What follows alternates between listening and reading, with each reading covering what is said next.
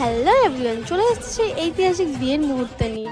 আগের ব্লগে তো বলেইছিলাম যে ব্রাইডের মেকআপটা আমাকেই করাতে হবে। এখানে দেখো বসে গেছে মেকআপ, আর শাড়িটা আগের দিয়ে নর্মালি পরিয়ে আমি ওর বেস মেকআপটা কমপ্লিট করে আই মেকআপটা শুরু করে দিয়েছিলাম। এখানে কি আই মেকআপ করেছিলাম আমি নিজেই জানি না, কারণ আমি নিজের মাইন্ড থেকে যা মনে এসছে তাই করে দিয়েছি। ওর শাড়ির কালারটা কিন্তু খুব সুন্দর ছিল, পিঙ্কের মধ্যে, আমার খুব পছন্দ লেগেছে। তারপর তো ওরা খুব তাড়াহুড়ো দিচ্ছিল, তার জন্য আমি ওকে তাড়াতাড়ি করে রেডি করে নিলাম। আর এই দেখো ওর ফাইনাল লুক কেমন লাগছে বলো প্লিজ। আমি খুব নার্ভাস ফিল করছিলাম সাজানোর সময়। এই ফার্স্ট টাইম কোনো ব্রাইডকে আমি পুরো অল টোটাল সাজালাম। আমি রেডি হতে চলে এসেছি, আর এই যে আমি যা হোক করে একটু মেকআপ টেকআপ করে নিয়েছি, কারণ ওর সাথে সাথে আমার অনেক দেরি হয়ে গেছে। আমি তারপর বিয়ে বাড়িতে এসে দেখছি এই দেখো আমাদের নতুন জামাইবাবু চলে এসছে। তারপর আমার উনি ভিডিও কল করে নতুন জামাইবাবুকে দেখছিল, আর এদিকে শালিকাগুলো খুব প্র্যাঙ্ক করছিল মিষ্টি খাওয়া নিয়ে, কিন্তু জামাইবাবু কিছুতে মিষ্টি খেতে চাইছে। এরপর আমি নতুন কোণের কাছে এসে কটা রিল বানিয়ে নিচ্ছিলাম, আর এই যে রিল বানাতে বানাতে চলে এসছে ব্যাগ হাত ঘটাতে। ও পিড়িতে বসে গেছে, আর ওকে নিয়ে যাওয়া হচ্ছে ছাদনা তলায়।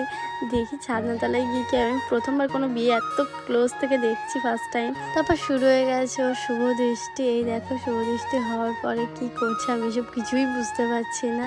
আর তারপরে শুরু হয়ে গেছে ওর মালা বদল। একটা 3 মিনিটের মিনি ব্লগের মধ্যে এত কিছু বিয়ের পুরো ব্লগটা কিভাবে দেখাচ্ছে সেটা শুধু আমিই জানি, কারণ এত কিছু দেখানো এত কিছু সম্ভব না, তো আমি ছোট করে দেখাচ্ছি। তারপর দেখা হচ্ছিল কে বেশি উঁচু নিচু, কিন্তু ওরা খুব ভয় পেয়ে গেছিলো, তাই তাড়াতাড়ি করে ওকে নামিয়ে দেওয়া হয়েছিল, ও ভয় পেয়ে গেছে বলে। তারপর ওকে বিয়ে পিড়িতে বসানো হলো, কারণ এবার বিয়ের রিচুয়ালস গুলো সব শুরু হবে। বিয়ে দেখতে দেখতে খুব খিদে পেয়ে গেছিলো, তাই একটু ভাবলাম কিছু খেয়ে আসি। এসে দেখছি কি কিচ্ছু নেই, কোনো খাবার দাবার কিছু নেই। এই দুটো অবলা প্রাণী এখানে দাঁড়িয়ে দাঁড়িয়ে খাবারের দিকে তাকিয়ে আছে। তাই দেখি আমার মেজো মামা এসে ফুচকা বানানোর জন্য, কারণ ফুচকা সবই আছে কিন্তু ফুচকা বানানোর লোক নেই। আর এই দেখো ফুচকা বানিয়ে আমার হাতে দিয়ে দিল, আর আমি খেয়ে দেখলাম উফ কি টেস্ট হয়েছে, সত্যি ফুচকাওয়ালার থেকে ভালো টেস্ট হয়েছে। আর আমার দেখা থেকে এখানে সবাই চলে এসেছে ফুচকা খাওয়ার জন্য, এখানে কেউ ছিল না এতক্ষণ। তারপর আমি একটা শুকনো পাপড়িকে চলে এসেছি একটু রিলস বানানোর জন্য, কারণ আমি নিজে একটাও রিলস বানাইনি, ফটোও তুলিনি ভালো করে।